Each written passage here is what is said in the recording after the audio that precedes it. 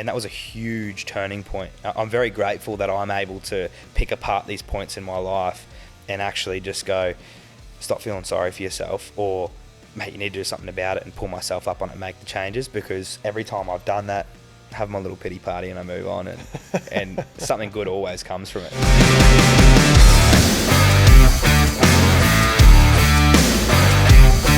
G'day guys, welcome back to another episode of Level Up. We are back in the shed for another cracking episode this afternoon. I'm pumped about every podcast we do, but we've just been having some conversation off air before we started recording this one, and I'm already super excited. So the young man that we've got for you today is absolutely kicking goals. I take my hat off to him. He's thinking outside the box. He's running multiple companies. And he's just bought a small farm, so I'm pretty keen to get into that as well. But massive warm welcome to Antonio from Nailed It Constructions. How are you, mate? Thank you, mate. Yeah, good.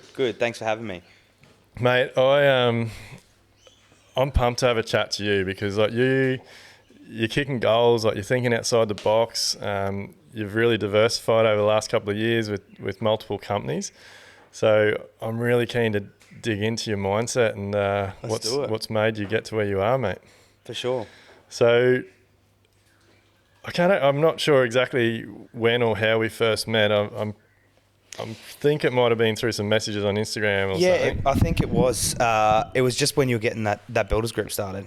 Yeah. It was. And then we did a couple of builders groups and got that going, yeah. Yeah, so you've been one of the early members that was with the builders breakfast groups that we're catching up here in Brisbane. And let's start with that, because you were just saying that, because you hadn't been in business too long, had you, when we started that? Like only a few years. Yeah, look, I started Nailed It 2014.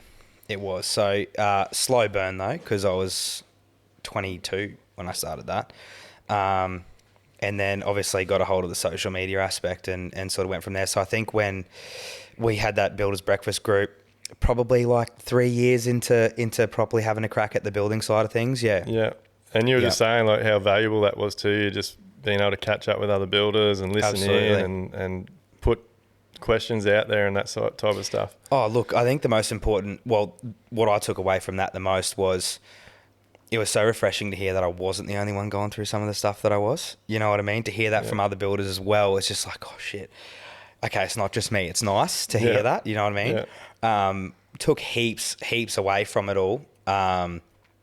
And I think that was probably the most important thing, that I wasn't alone in the way I felt.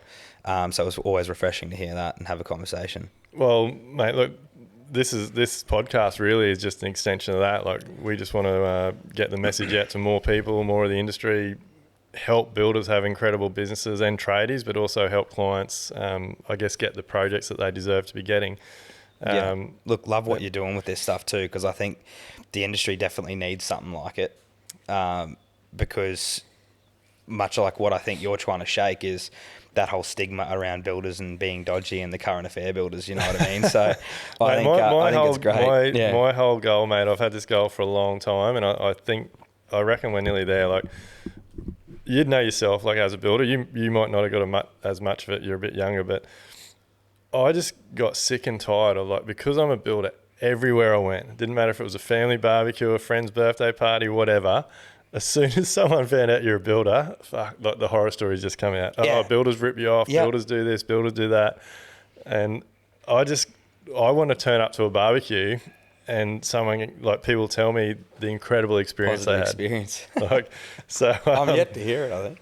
Oh, mate, look, there's definitely a lot out there now. There's a lot of people in our industry now doing great things, a lot of people on social media doing good things. And I think, like, you're playing a part also. Like, you got pretty heavy in the social media, like, for a while there. You were just like every day pumping it, weren't you? Yeah, it's a full-time job. Look, I enjoyed it, and the feedback that I got, I did, as we discussed before, take a little bit of a spell from it. But I didn't realise the impact that I had on a lot of my followers, because, as you know, with a lot of social media, you don't truly realise, much like this podcast we were saying before, you don't realise how many people are actually watching, you know what I mean? How many people engage. And when I did take a spell, I actually had a lot of people reach out and just go, mate, you're good, you still going? Like, I missed the story updates, you know? Yeah. And I just respond, yeah, still here, still punching away. And when I got back into them recently, they're not as hectic as they used to be. But when I get back into them, people, like, I get heaps of messages just going, "Oh, he's back, love it." Yeah. You know what I mean? Yeah. I guess the reason why I started doing it was because not many people did the daily updates like I did. And like, I'm passionate about building a nice home and delivering. And a lot of people heard that that's what I delivered in my daily updates. And just education, you know what I mean? Just little bits and pieces on, it doesn't matter how fast you're getting through it, but it's what you're doing and the steps in between. And I find that, in the early stages, that's what I sort of try to deliver with my clients in the contract stages is education and just actually helping them understand what they're getting for in that price. Yeah. It's huge, mate. Education is the key to a successful outcome. And I love what you do. I'm a big fan of that as well. I actually believe that, like, the clients out there that scroll through these builders and look, Instagram or social media is a funny thing. Like, you look at the builders that got the really nice detailed pages with all the fluffy pillows and nice pictures. Like, it's almost a false perception because when you, as a client, if you go to build with those builders, you're expecting a perfect product, but you actually don't know anything about what's happened to get that to that point. By you showing all your daily videos, like, I'm sure your clients are no different to ours. Like, by the time they come to you, they know most of your team, they know your personality, they know how, like, the things that you look for on your site. They come to you because you're solving their problems, you're giving them confidence, they're building trust with you through the videos you're doing. Absolutely. And I guess another side to that is they have an expectation before they meet me. So I guess when I meet these people as well, it's almost like they already know me, you know. So I've done like half the hard work kind of before I met them. But you don't have to turn up and do the hard sell. No. I do that just on a daily basis, just by being me. And I was always I always tried to deliver a true sense of who I am. And that's on a daily basis. So what you see is what you get. And when I meet you in person, it's the same thing. How I talk, how I treat my staff on site in the videos is how I treat them in real life. And how I talk to my clients is how I talk to anyone else. You know what I mean? So I guess it's just who I was. It wasn't the whole, like you just said, all the fluffy cushions. You know what I mean? It is what you see is what you get. You're telling people a story. Yeah. Like, you're giving them an insight into what it's actually going to be like when they sign a contract with you. Yeah. But what made you take a break? Man, I had a rough 3 years. COVID, like, not in business. I actually had, the best three years of business in my life, but I had some heavy losses. I lost my old man nearly coming up 3 years in March. That was sudden. And then 12 months later, I lost my mother-in-law, so my wife lost her mum as well. Sorry to hear that, mate. Yeah. Oh, look, it is. I'm happy to talk about it. I love talking about it. I miss them dearly, but I also love to keep the memory going. So, at the end of the day, as you know, you've got business, you've got people to feed, you've got people to support as well. So, in that time, I had my family to support. I had my team, my staff as well, and the show went on, mate. My father passed away on the Saturday, and I started a brand new job on the Monday, and I delivered on time that job. Not a day late, you know what I mean? So I guess that was, and my clients at that point too, they were Italian, so word got out pretty quickly. Yeah. And I got a message on the Sunday. She obviously found out. She said, don't feel like, don't worry about starting our place. And I was like, nah, it's not the type of person I am, you know what I mean? So the last 3 years for me was just punch. It was just like I said to you before, clockwork. Wake up and get shit done every single day, but I delivered, and that was the most important part for me. And I just got to the end of last year. You might have seen the place that I built for myself. That was our family home. No word of a lie. I was like, nah, we're building this, and we're just gonna enjoy it for a little bit, right? What was it? Because you name your projects, don't you? El Gorzo, was. Yeah, that was our first, my first development with me and my wife. That we did on our own. Yeah, we name our clients ones as well, but I generally let them do it, Yeah. But this one for us, so that was a cracking property too. Oh, there was so much passion. That was a lot of us. We'd just done 2 years for our honeymoon, and the year after that in Europe. Yeah. So we got a lot of inspiration from that as well. But like we were talking about before, I'm always a little bit left of centre. So we enjoyed it in a little bit, but I just can't sit still. And one day I just went to my wife, babe, it's now or never. We've got to sell, or, we're going to miss the mark a little bit. And sure enough, I was right. And sad to see it go. My little boy Giorgio was saying, Baba, I really missed the house. He calls me Baba instead of Dad. What'd your wife say, mate? She was against it to start with. Yeah. But we're very in sync with a lot of the stuff we do, like everyday stuff. That house, that when we built that, in building months, so not including Christmas, that was a 7-month turnaround. Jeez, that's smashing it out, because that wasn't a small place either. No, so we put that on hold because, again, I lost my father, so I put that on. I just didn't do anything for a couple of months with it, and then we started a couple of days after his birthday in August, and finished it in April, early April it was, for my 30th. Yeah. And that was one of my biggest goals. I wanted to own a multi-million-dollar home before I was 30, and I achieved it, like literally on the day. I was finishing it for my 30th birthday.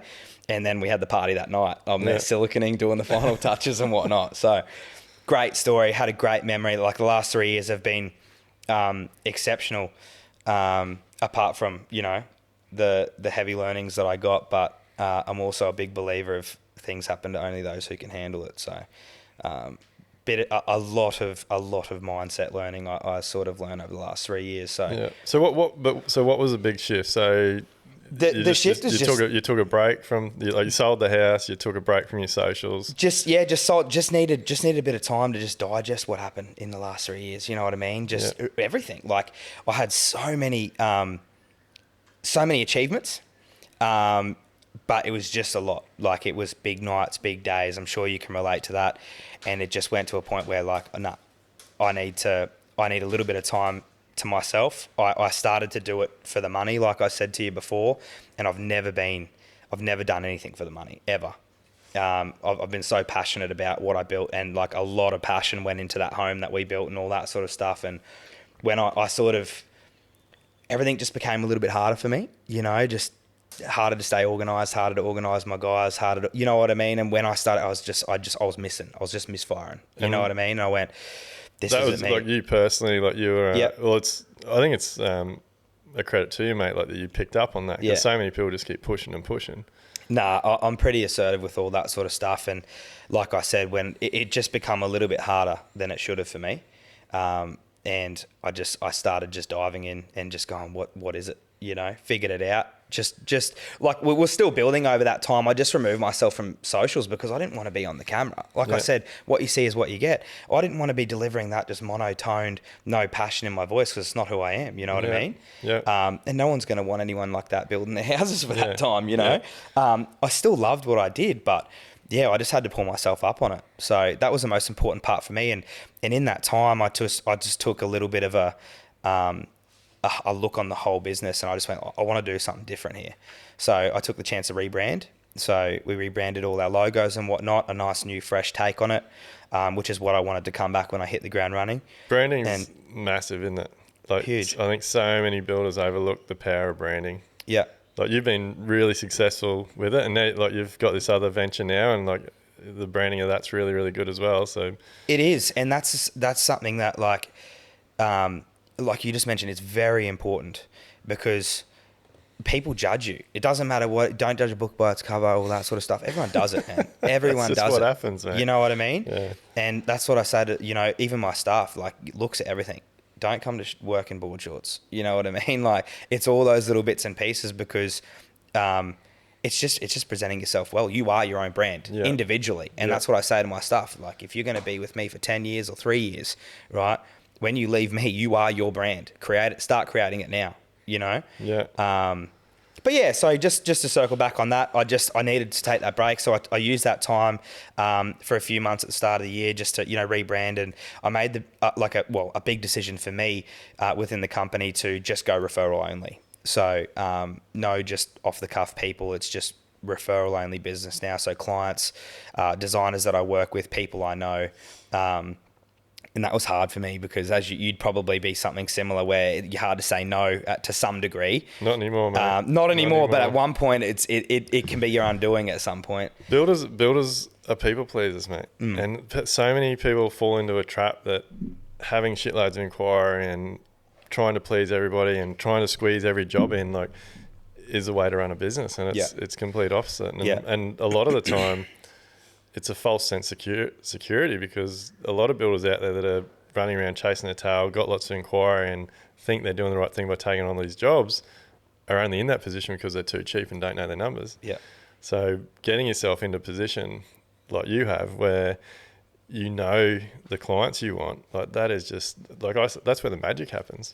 It is, and like I said, it's never about the money. You know, I probably still think I am cheap for what I deliver because I know I can deliver, but it is the passion for me. It's the people, the relationships is very important for me, and I think that is something, the relationships, that people see past, because I couldn't build what I do without the relationships I have with my trade, and it is the biggest compliment I get from my clients on how good, lovely my trades are and my workers are. Yeah.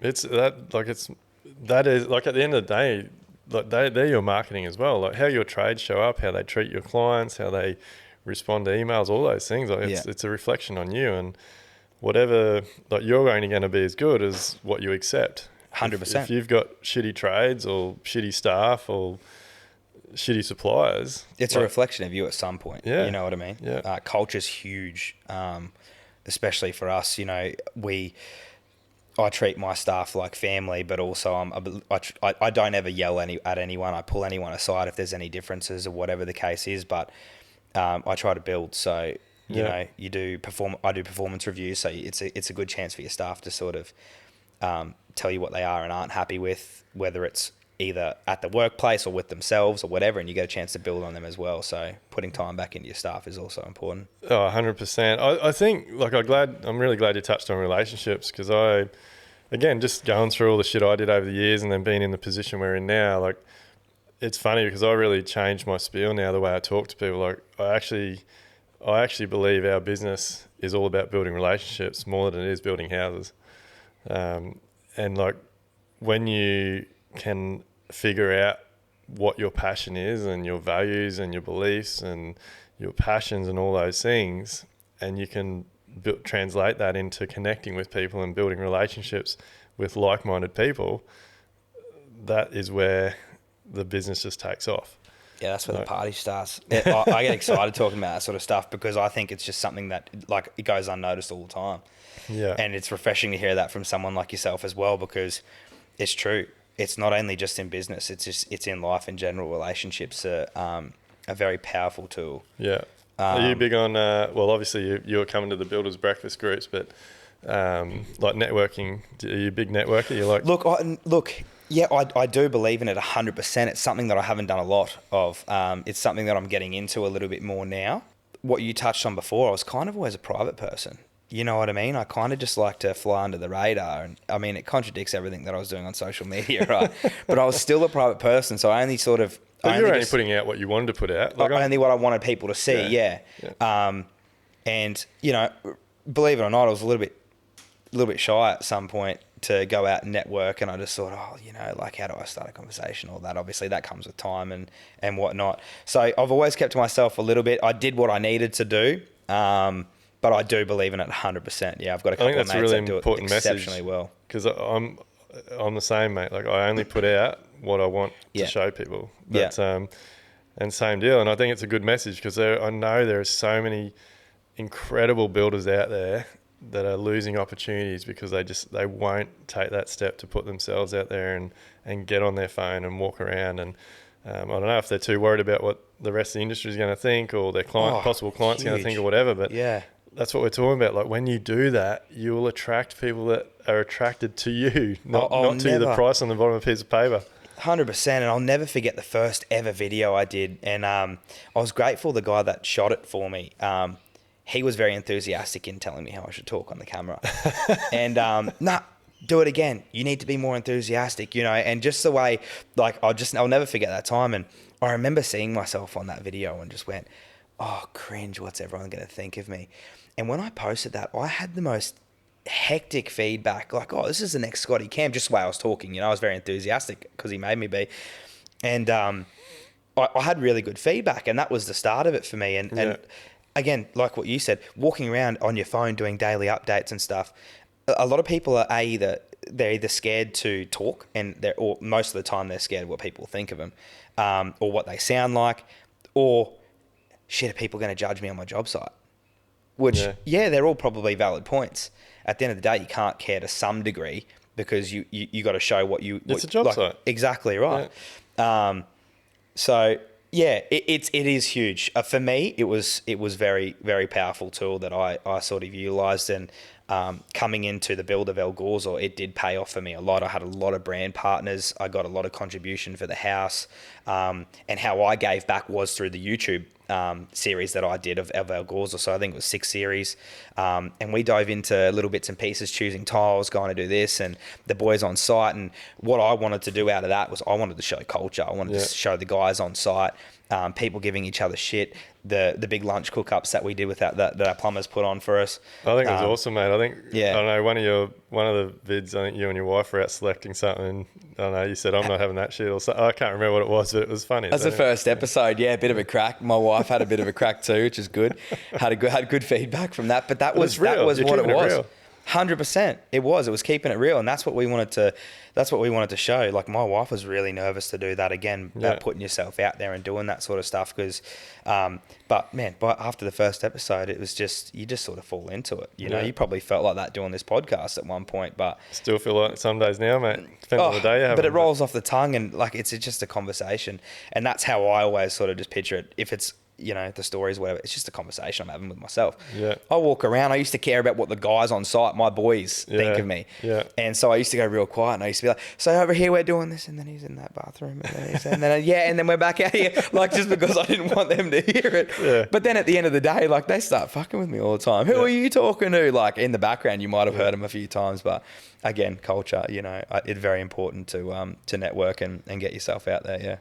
Oh, mate, so socials are just so important. Like, they're basically, like, I say it all the time. Like, I think socials are the new word of mouth. Like, people will find you on your socials if they. It's your new website. If they drive past your site or someone mentions you, the first thing they're going to go and see is if you've got a Facebook or an Instagram. Absolutely. And they'll start to follow you. They might follow you for a month or 2 years before they reach out, but it's the new word of mouth. Like, that's the way I look at it is it's a constantly updated website. It's something that you're updating every day, or however frequently that you do it. Whereas most of the time on the website, you'll update it once a month or once every couple of months, leave it there, and you put most of your time into your socials. You know what I mean? So it is important. It's a good showcase for everything you do. So I think what you want people to see. 100%.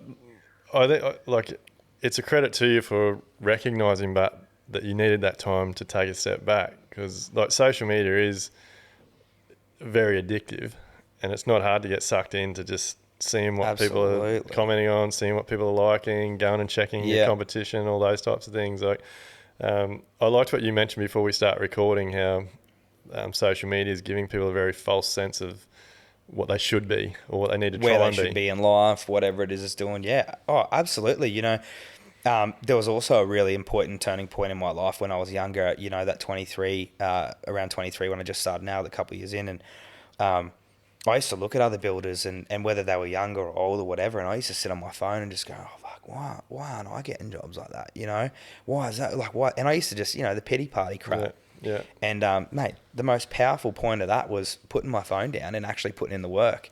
And that was I stopped caring about what everyone else was doing. I focused on myself. And that was a huge turning point. I'm very grateful that I'm able to pick apart these points in my life and actually just go, stop feeling sorry for yourself, or, mate, you need to do something about it, and pull myself up on it and make the changes, because every time I've done that, have my little pity party and I move on, and something good always comes from it. You know what I mean? Do you, so is that, like, is that part of your sort of just natural thing that you do? Like, every now and then you reflect a little bit on where you are and what you've been doing and how it's been happening, and then look at how you can improve it? Like, it's probably not something I do enough, I think. It is one of my goals that I haven't also done enough is celebrating your wins. That's huge. I've done that more this year than I ever have previously, because where I am right now is exactly where I wanted to be 10 years ago. And it's easy to sit here now and go, how can I be doing better? So yeah, you do need to, and when you do, it's a very surreal moment. I think I had that. Me and my wife had that moment when we built the house, and sort of unlocked that huge goal of building a house like that for 30 before I was 30, and then when we sold it, you know what I mean? Like they were just some really big ticket items that I'd really focused on in the last 10 years. So having those moments of reflection, absolutely. Yeah. Sometimes they're unintentional. Like I said before, you sit there, social media, and you just start diving into other people's crap. You know what I mean? Yeah. And then you find yourself just feeling sorry for yourself. And then it's terrible, mate. Yeah, it is. But everyone goes through it. You know what I mean? And I'm grateful that I can pull myself up on it. But it's not as much now as when I was younger. But yeah, it's easy to get sucked into. But reflection's really important, I think. And enjoying the journey. Like, do you think like taking that break in the last sort of 8-9 months and reflecting on that has changed how you will move forward? Like, so do you think you could have been focused on the wrong things instead of actually appreciating the journey you're on? Oh, absolutely. I've always been a fan of the journey, I will say that. But yeah, the time that I took off definitely just changed my mindset and how to do things. Like, I'm just doing things differently now, and I'm back to enjoying it. Like, I've got a smaller team now, which, you know, for me, it was always like you sometimes you look at the wrong things. You're like, oh, I've got to have a big team to be successful. I've got to have 5 jobs to be successful. In that time that I've sort of been reflecting, I've done a lot of work on myself, like mentally and as well. And you kind of look at things heaps differently. And you look at the most important parts of every situation and pull apart what you need to. And like, having a big team wasn't success. Like, success for me right now is time. Mate. You know what I mean? Yeah, you're singing my song, mate. It's time. It's freedom. You know, freedom, being able to just take a day off with my family and just go somewhere. Still haven't perfected it though. No, but the thing is, you've acknowledged it, and it's something you work towards. And I think that's a really important part. Like, so many people don't acknowledge it. And it's like, I know I did it for years. It is so easy to get caught up and just purely focus on the end goal. And so every day becomes a battle because all you want to do is get to the end. Yeah, you're focused on the end goal and not everything that happens in between. Yeah, all the little bits and pieces. Like you said, you don't celebrate the little wins along the way. And like, one of my big learnings was if I'm not happy with where I am right now today, why will I be happy when I get to the next stage? Absolutely. And the next stage and the next stage. So when are you ever going to be happy? Yeah. That's the question you got to ask. If you're not happy now, then what will make you happy? Yeah. So like, reflecting on things and acknowledging where you are and what you have and people you've helped out and the homes you've built and your team you have, all those types of things, and then reflecting on that and being grateful. Absolutely, man. Gratitude. Yeah, very powerful stuff. Yeah. Yeah. I don't think enough people take the time out to, and it doesn't matter what level you're at, like whether you're just starting out, whether you're in a shitty situation at the moment, like, everybody has something that mate, for me, just being able to open my eyes in the morning and be on this planet. Oh, absolutely. That's grateful. Time's short, man. That's something I learned the hard way. You know what I mean? And you're not guaranteed every day to be here, so fucking enjoy it. Yeah. And that's something that actually, that was a powerful learning for me, talking about gratitude as well and being grateful. That was something that, an exercise that my business coach or mentor, or whatever you want to call them, it was an exercise that she made me do every night before I went to bed. I had to write down 10 things, different things I was grateful for every single night before I went to bed. And she made me do it for like 4 weeks, So I had to do something different. That was like however many different things I had to come up with.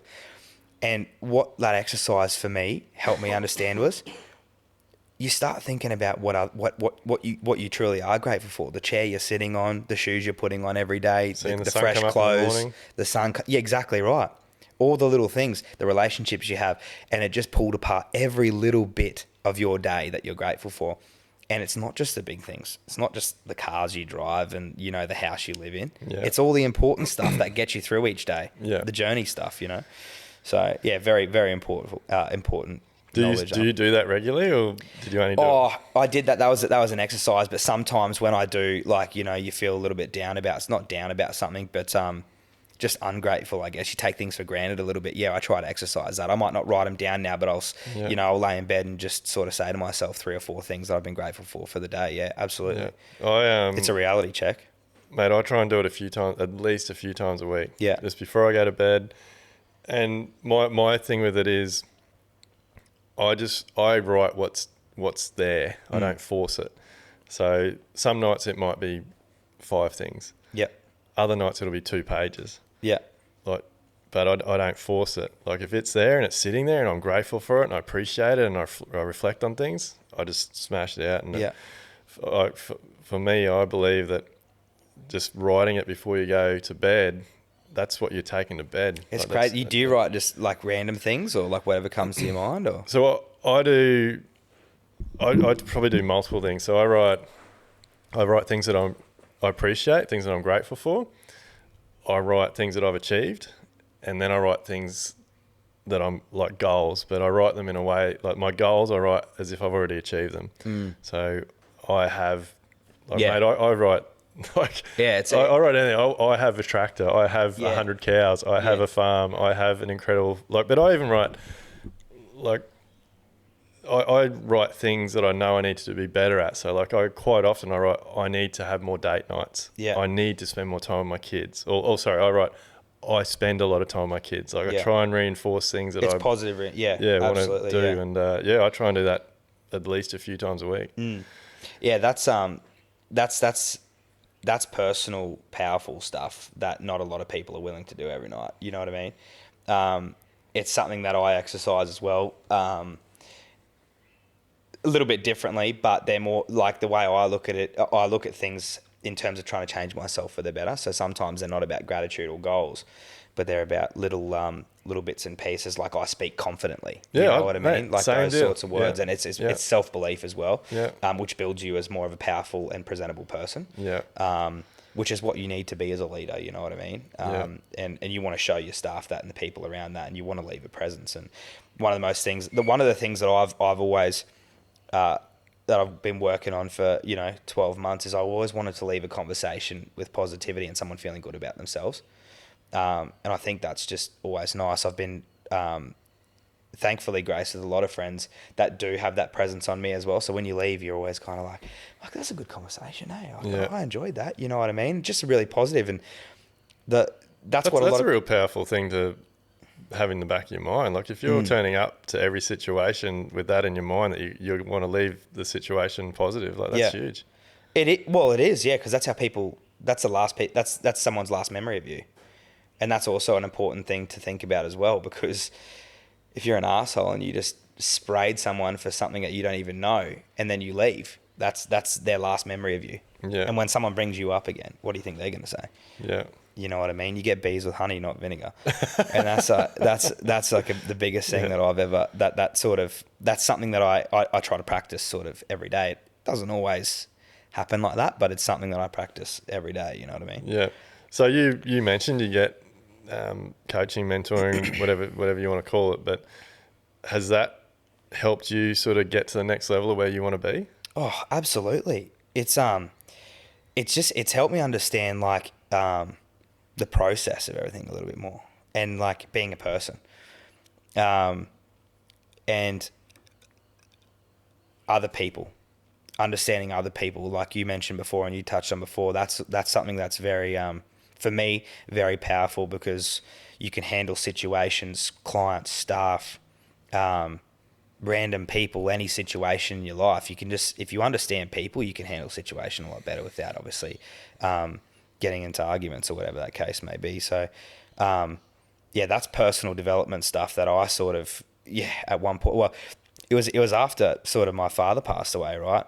And throughout that whole process, I never sort of woke up and felt sorry for myself. I just everything was hard. You know what I mean? Waking up was hard. Making the bed was hard. Just going to work was hard. And like, rightly so, right? It's warranted sort of emotion, but I just couldn't, like, it's just not me. Like, I handle things how I wanted to handle them, and I just went, I need to figure this out. You know what I mean? I can't go through every day like this. I need to process that emotion, and that's what it's all about. You know what I mean? Sort of understanding yourself, and then when you can understand all those little bits and pieces about yourself, you know how to handle it, you know how to move on, and you can obviously help other people go through that as well. Definitely. And for me, I sort of like, especially my staff and stuff like that, I love helping people. I love giving people advice. Up to them if they want to take. If they don't want to take it, I'll stop talking. But I mean, anyone that sort of like is you know, wants to have a chat about something, I'm more than happy to spread my knowledge on that too. And you can't really do that if you don't really understand. You know what I mean? So what are you passionate about who you've become, and like are you, when you reflect on things now, have you broken a mold, like the way you were brought up and beliefs you had, like yeah, that's a really good question. That is a really good question. Yeah, because a lot of the stuff that that sort of I practice doing that sort of stuff is trying to break those bad habits, whether it's generational thing or, you know, past life stuff. But effectively, it's trying to change myself and get myself out of bad little habits and train of thoughts. Probably the most relatable one, right, was success, right? And this is a really big one for me. Previously, success was money. It was a dollar value in my bank. Yeah. You know what I mean? And I don't care what anyone says, at one point in their life, that's what they think. Whether it's now or in 10 years' time, they've had that thought. And that was huge, because it didn't matter how many jobs I had, how many staff I had. Like, if I didn't have a certain amount of money in my bank, I wasn't successful. Yeah. And that was one of the biggest molds I broke, because as I touched on before, money doesn't even sit in success anymore. You know what I mean? For me, success is time and freedom. The two biggest things for me. And whilst I'm still working on them, I'm not perfect. Like, if you ask my wife, she'll go, time, you're never fucking home before 6 o'clock, you know, but like, time management, little bits and pieces, it's step-by-step stuff. So like, I am sort of learning, like, my wife loves a holiday. I'm always like, I'm going to be busy around that time. You know what I mean? It's changing that perception as well. Yeah. So yes, it is breaking those molds. It's incredible. Like, I love it now. Like, I'm so passionate about it. I think that there is so many people on this planet that are going through life and not finding out who they really are. Yeah, man. And they are just stuck in all these mindset and success and money and like just all this rubbish that has been put on them throughout their childhood into their teenage years and all these things. And like, a lot of people, and I definitely did this, like I was the same as you, like, success with the way I was brought up was just working as hard as you possibly could, doing massive hours and a dollar value. Whereas I'm exactly like you. Like, success to me is how much time I can have. Like, success to me is spending time, money, and energy on myself and my business and my team, and creating a culture where everybody's equal, so that everybody in the team, including myself, can take time off and the business keeps operating, so that I can enjoy freedom with my family without having to worry about clients, phone calls, bank accounts, bills getting paid. Like, hell yeah, that is absolutely freedom. But that is not what I was brought up to believe freedom was. And I think it is hard. Like, there's still things that I battle with now, but I think I know from the members we have in Live Life Build as well, like, so many people are living their life and having struggles purely because they're holding on to the old way values. Values. Yeah. And like, the way I talk about it now, like, when you were born, if you were born in an Australian hospital and you had Chinese parents, but the wrong parents come and took you home and you went into an Australian home, you would grow up learning English. Yeah. But if you got taken home with your own parents, you would get brought up learning Chinese and Chinese cultures. Like, just because you're brought up in a home with certain beliefs, certain values, certain cultures, certain expectations, does not mean that you have to live your life by them. Absolutely. I think that's what we've just spoken about the whole time as well, in respect to changing those bad habits and those molds. You know what I mean? And that's something that you and I, you want bad enough to be better, and I think that just comes a part of evolving as a person, as a businessman, as a leader, and wanting to change yourself to be better for everyone around you. You know, you can't fill their cups if yours is half empty, and that's probably the most important, like the easiest way to explain it, right? Yeah, 100%. Because if you're stuck in a bad rut with bad mindset, you got a toxic workplace because it rubs off. Well, I think everyone. Well, I actually struggle with this sort of stuff and sitting here talking about it, because I always think, like, who am I to be sitting here talking about all this shit? But then I think, well, fuck, I put in a shitload of time, money and energy to be in the position I am. So, but I think everybody is a reflection of the time, energy and money they put in.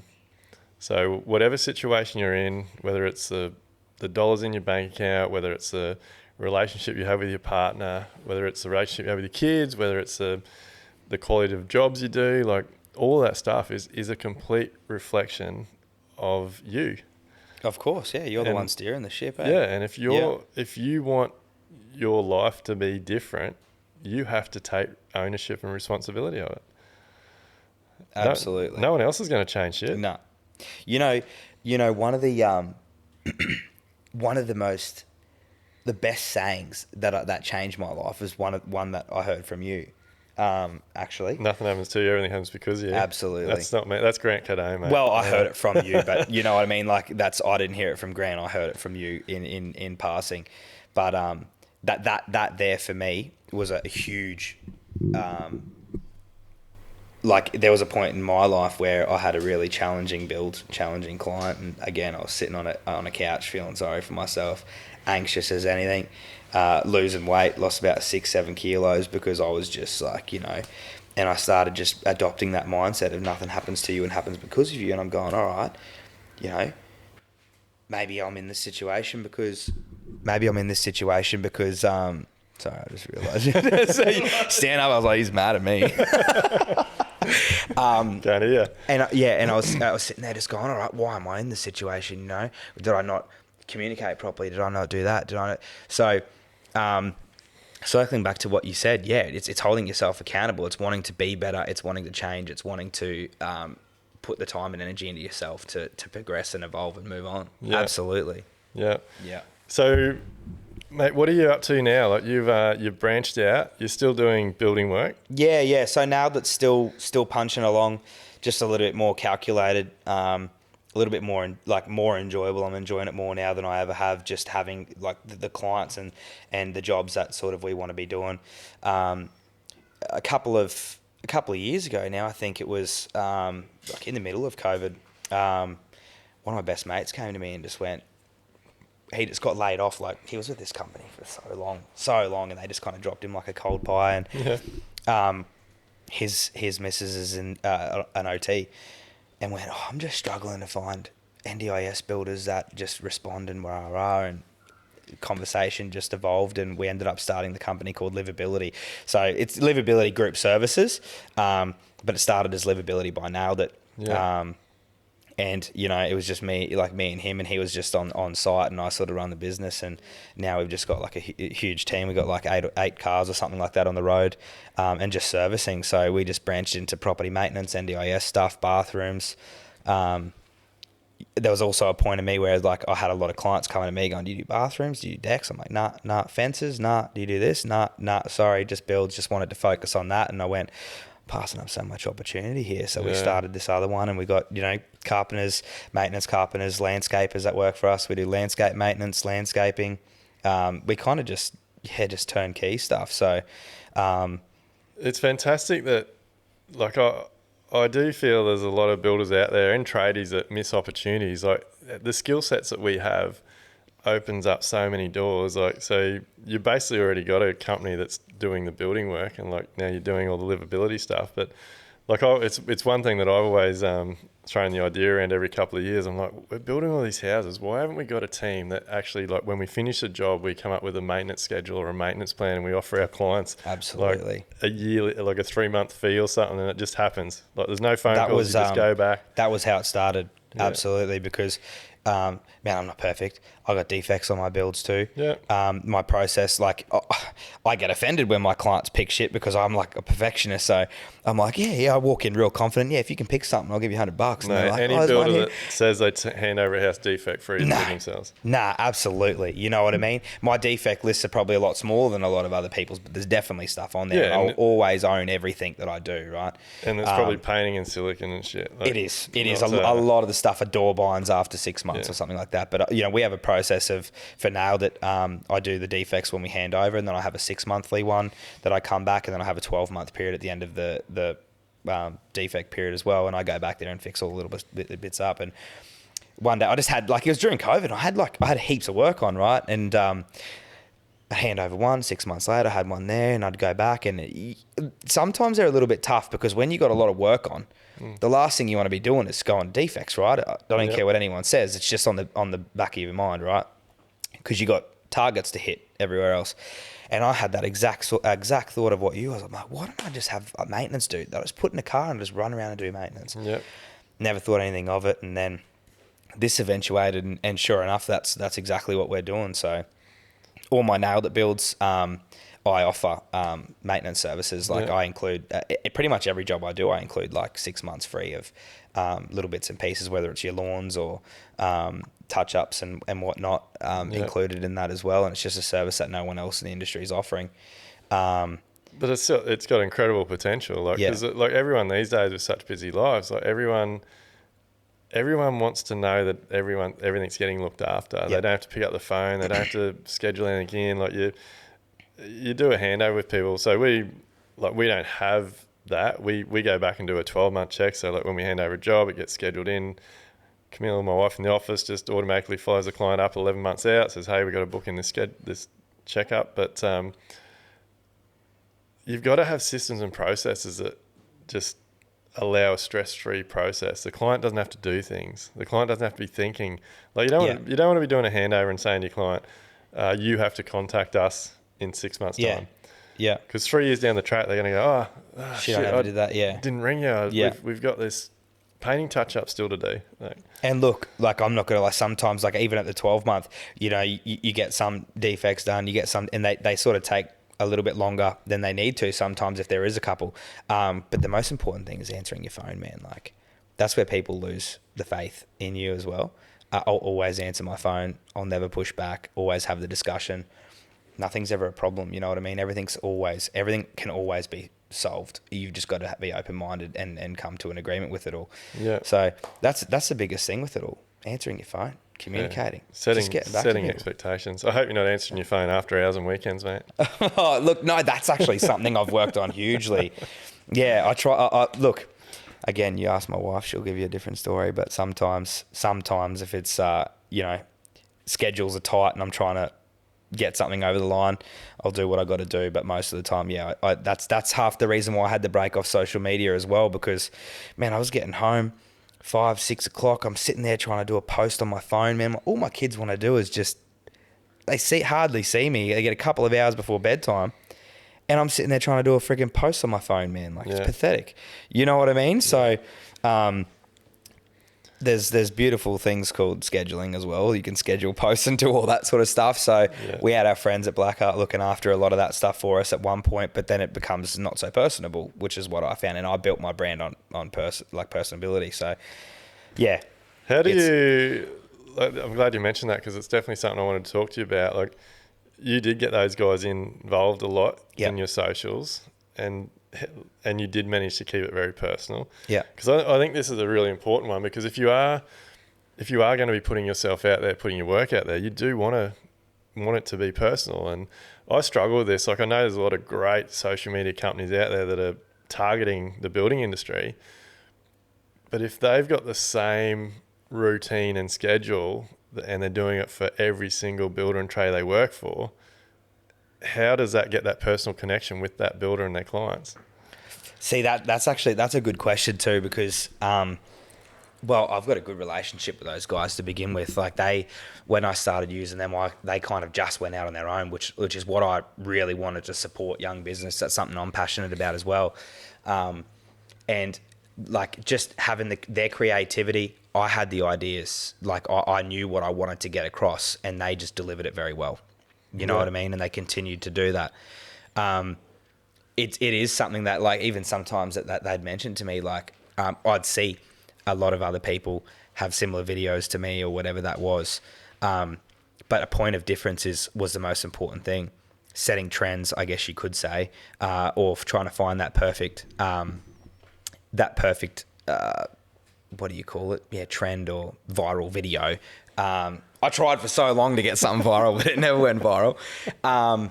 You did pretty well, mate. You did pretty well. Yeah, look, it's just different. Like sometimes I would, if I'm scrolling on Instagram, it was always for a purpose.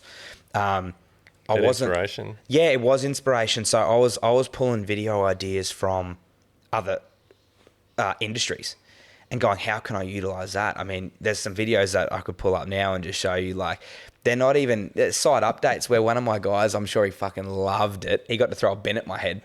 And it was just, it's, just involving them. Like I got one of the other boys in their DTs in a video, you know what I mean?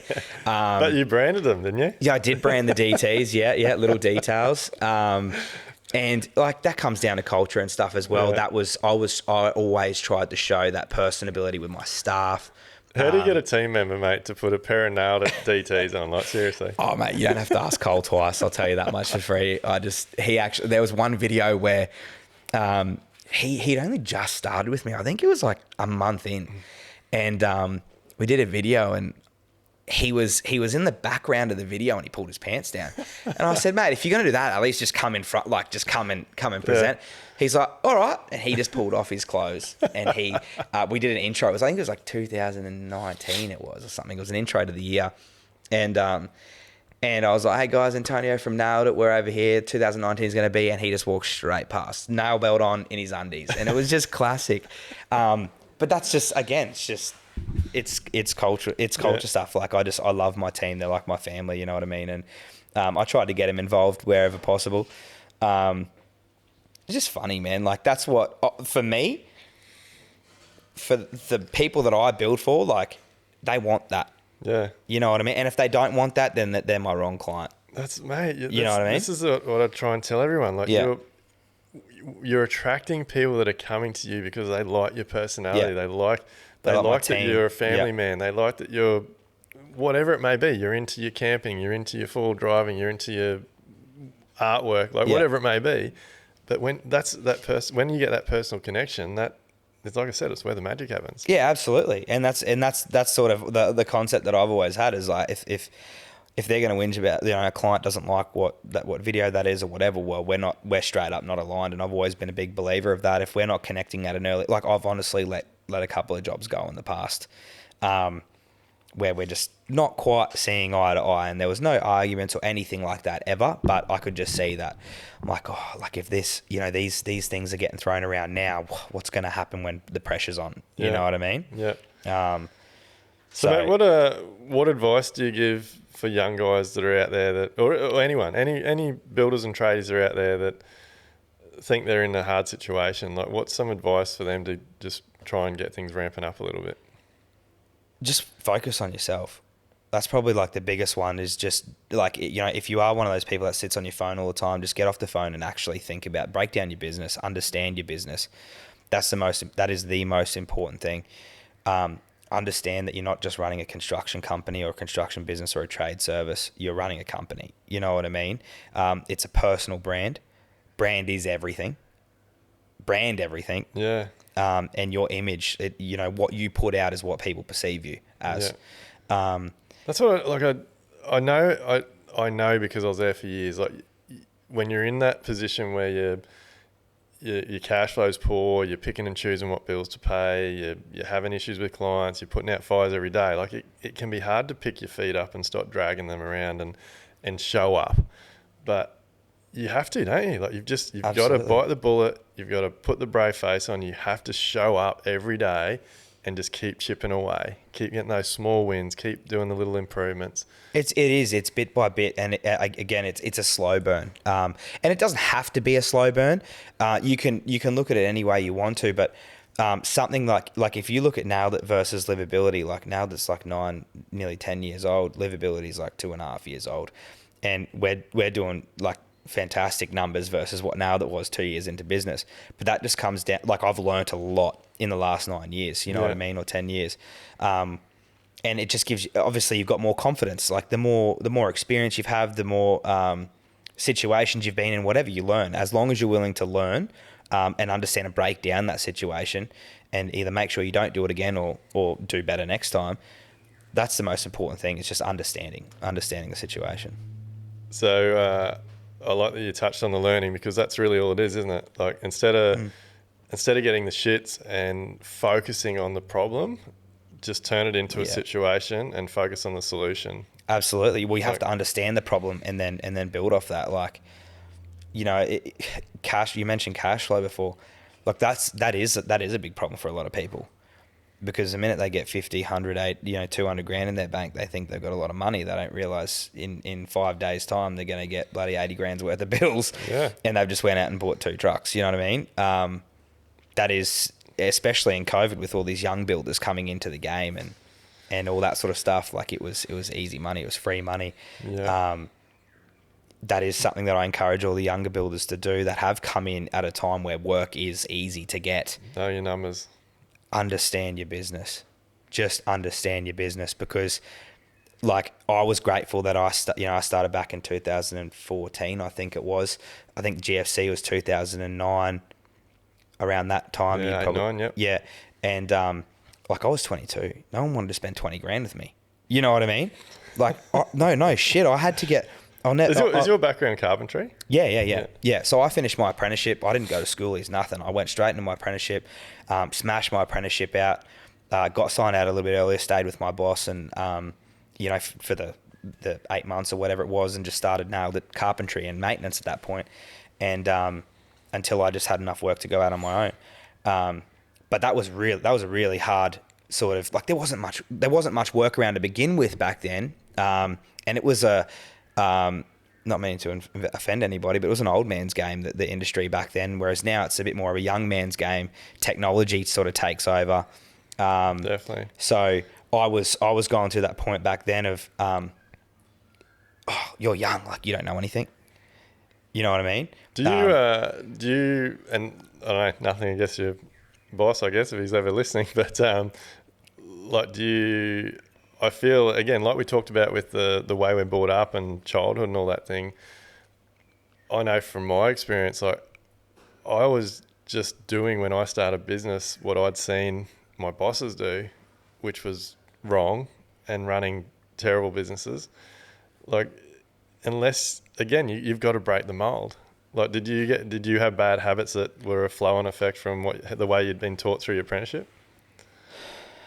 Like, yeah, now that you ask that question, if I look back on it, yes.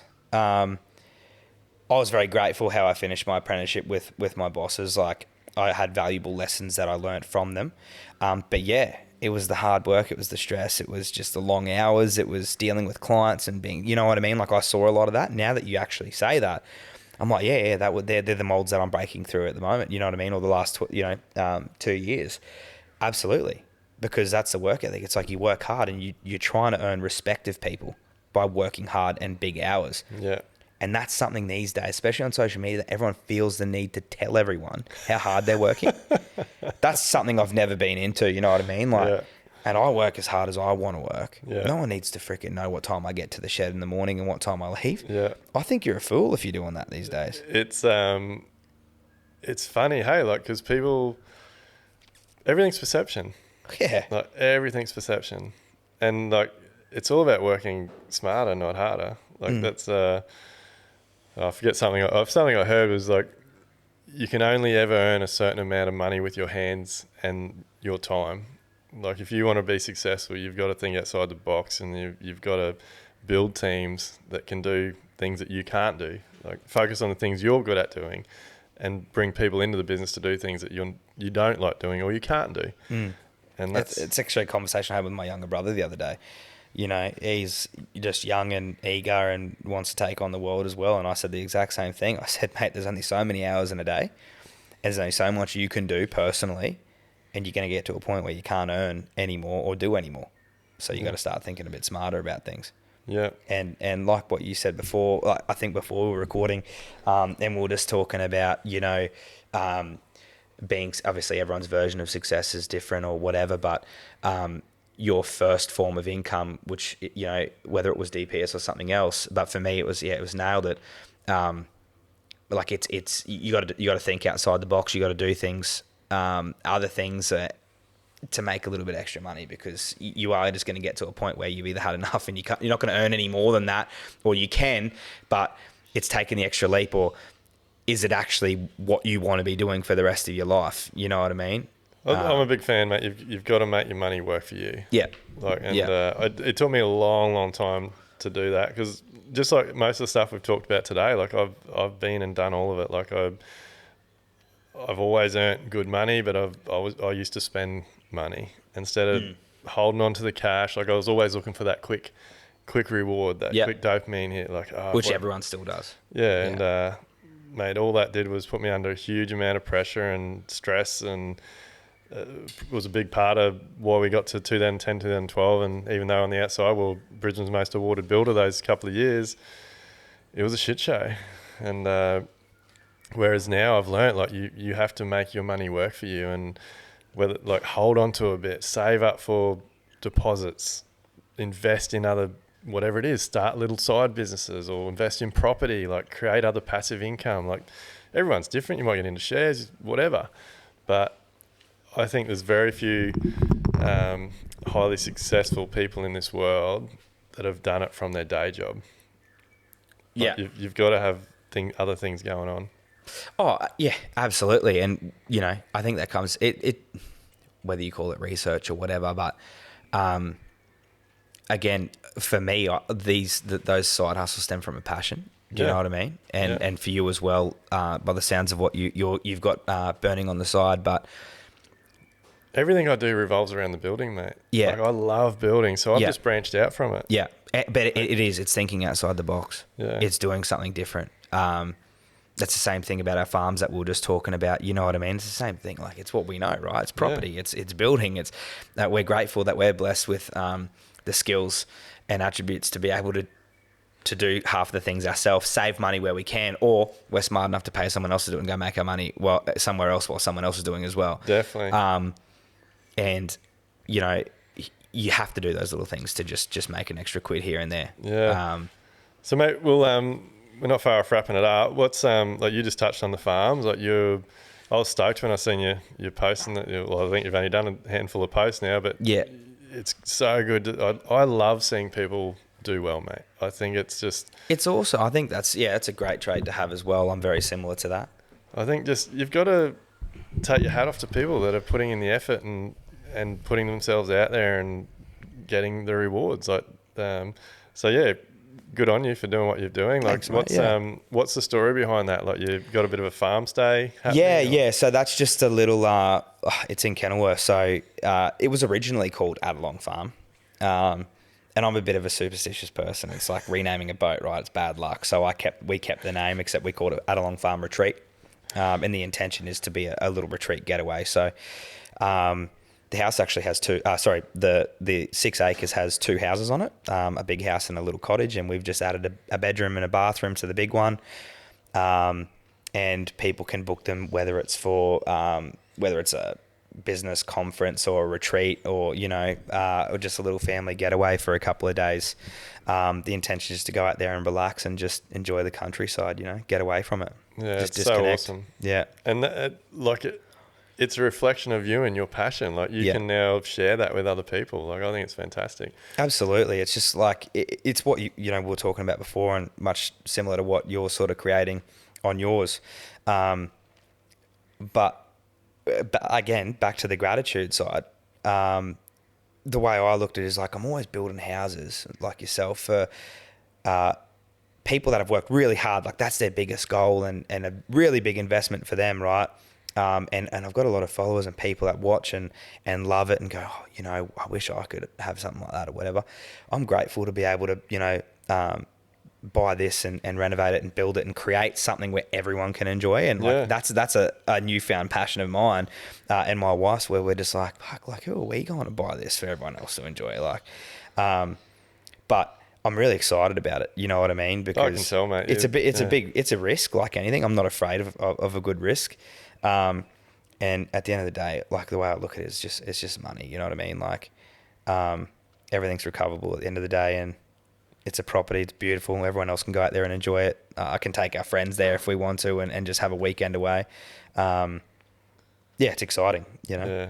I think I like that, like, it is very, very similar what we're both doing. Like, we have the same sort of thing with this farm that we've got a DA in for at the moment. Like, one thing that I like over the years, like, we've done a lot of incredible properties and projects and things, but there's so many things that I want to do that people won't let me do. Yeah. So, like, the cabins we want to put on our place, like, I want to experiment. I want to think outside the box. Out there, and the same deal. Give people the opportunity to go and stay in incredibly well built, architecturally designed cabins. That and where our aim is to have all of them very, very different, and each one will be its own experience. So awesome. That someone that goes there feels like they've got to go back whatever 10, 12, 14, 16 times until they've tried all the cabins. Yeah. Because I just think builders have so much potential. Like, builders are so much more than just untapped potential. Yeah, like we really, I don't know what it is. Like, the industry is very old fashioned. I think people's perception of builders has been tarnished over the years. I do think a lot of people just think of builders as just another tradie with a high qualification. High qualification. Is that an insult? No, not really.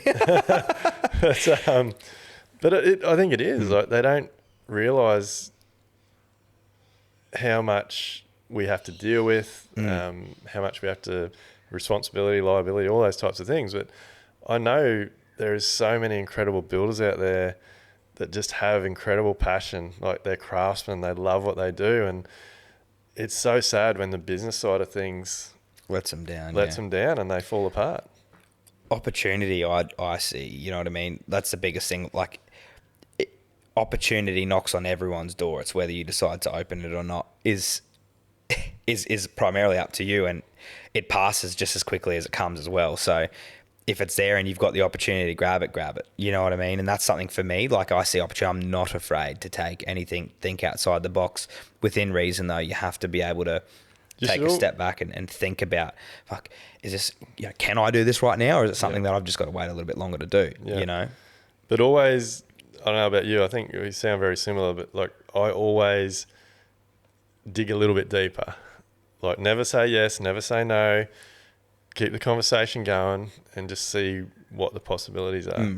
My wife hates it, but every day there's a new idea. But it is, absolutely. And that's that dig deep comment actually comes back to me. I don't know where I was recently, and someone else's he run his own business as well, and I'm sure you can relate to this.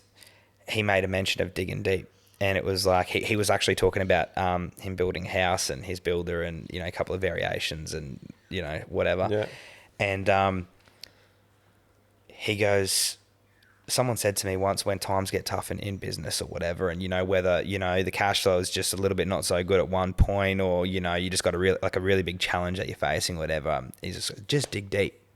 Just dig deep at that point, because it's only a short term. You know what I mean? And you'll always pull through. So just dig deep, scrape the bottom of the barrel and get through it. And I went, fuck, that was relatable, because I've been there a couple of times, you know, and it doesn't even have to be work. It can just be fine, like personal. Yeah. You know, with these farms or whatever, everything's good, everything's smooth sailing. You might want to bite off more than you can chew at one point. That's what I do anyway. You know what I mean? And you just dig deep and get it fucking done. Yeah. But yeah, I just thought I'd touch base, and you said that and it just triggered something. Well, I think that's what you have to do. Like, I don't. One thing that I really hope I get across in these podcasts and with everything I'm doing in the industry, like, anything's achievable. Yeah. but you have to put in the effort. Like, anybody can achieve anything. You can be the best builder. You can have the best clients. Clients can get the best projects they possibly can. You can be profitable, be successful, sustainable. But yeah, you do have to dig deep. You've got to put in the hard yards, and you got to want it more than the person before you. Yeah, commitment, after you. consistency, all those types of things. Mate, it's been an absolute pleasure having you on. I actually feel like we could keep talking all night. Yeah, I didn't even know. We've had a few guys on for round 2, so we might have to get you back for round 2. But absolutely. Mate, before we go, just give us a shout out. Where can people find you? What do they look for? Oh, look, Instagram, Nailed It Constructions, no E, Naild. And or my personal one's Antonio DeLuca. And what's the new ventures? Livability? Livability. That's also on Instagram, and Adelong Retreat. Yeah, awesome, mate. So just a couple of things on the IG. We might have to hit you up and come and stay up there one time. We love it up around Kenilworth. Absolutely. The cheese factory and everything up there. Maybe we'll film the next podcast up there, mate. For sure. Let's lock it in. But guys, thanks very much for listening. Hope you've got a lot out of it. And look, if you want to improve your business, go and check us out on the socials, Quoties, Live Like Build, DPS Constructions. We are here to help. I look forward to seeing you on the next one. Are you ready to build smarter, live better, and enjoy life? Then head over to livelikebuild.com/elevate to get started.